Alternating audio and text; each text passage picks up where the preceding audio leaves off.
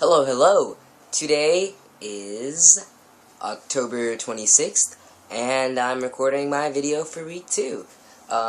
This week's topic is, the topic of disclosure. How do you go about disclosing your trans status to a potential partner, or do you opt into it, do you opt out of it, what does it mean for you? So I'm just gonna go through the laundry list of the kind of lead-off questions we've been given. The first question being, do you date cis guys or cisgender men or trans men? And does it matter who you date? Are you just attracted to men across the board? For me, I'd say it's a mix of both, but maybe a 60-40, 60% trans men, 40% cis men.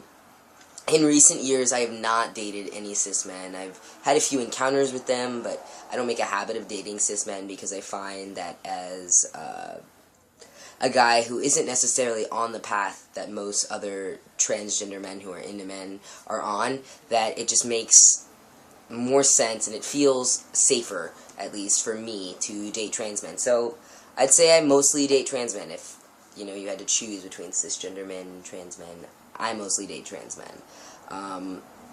Second question being, at what point do you disclose your trans status? For me, this is a really tricky question. I mean, if I'm dating other transgender men, I disclose immediately. But in terms of, cis guys or relating to cisgender men, that's something I often wait on, and I get a lot of flack because I don't disclose immediately. But for me, I don't want people's preconceived notions about trans men to be the first thing they know about me or they assume about me, and so I usually don't disclose until it's 100% sure that we're gonna meet or we're gonna hook up or we're gonna have some sort of encounter.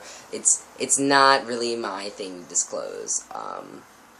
So yeah, question 3 being, have you had a difficult time finding guys to date, or is it easy for you? For me, in terms of other trans men, it's really easy for me to find another guy to date, I'm in San Francisco, I'm 25, I like to think I'm not terribly bad looking, it's not really complicated for me to meet other trans guys. I feel like the biggest hurdle I at least face with meeting other trans guys is, though, an ideological lineup. I feel like if a trans guy is too much of a bro or too much of a misogynist, I have zero interest in him, even if we do share the common denominator of being trans. In terms of cis guys, yes. Yes, it is extremely hard for me to find a cis guy who's on board with, my identity, the way I like to move through the world, the way I like to move around in the bedroom, all sorts of things like that. That's definitely kind of a roadblock, especially,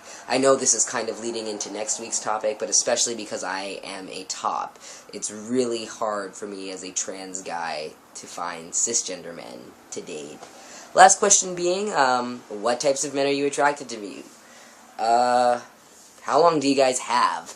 I'm attracted to an array of men. I personally, in terms of cisgender partners, tend to, go for bears and otters and pups and cubs, which is not often the demographic that even recognizes me as gay, because I pretty much look like a twink. But that's my main attraction. But beyond that, I'm also attracted to other types of guys. I'm attracted to alternative guys. I'm attracted to punks. I'm really into non-racist skinheads. Who else? I feel like I can deal with a twink every now and then, as long as they're not, a ditz. I can deal with a guy who looks like a twink, but, has a brain, that they're using, and they're, kind of working things out. In terms of trans men, pretty much, if you're cute, you have good politics, and we will get along, I'm into you. So, I'm going to keep this video really short, but that's basically the long and the short of it. I disclose with cisgender men when I feel, the encounter is going to go somewhere. I disclose with trans men immediately. I'm attracted to guys across the board, and I pretty much, if you're a guy and you're cool, I'm into you. So that's about it for me this week. I will see you guys next week, and I hope everyone's well.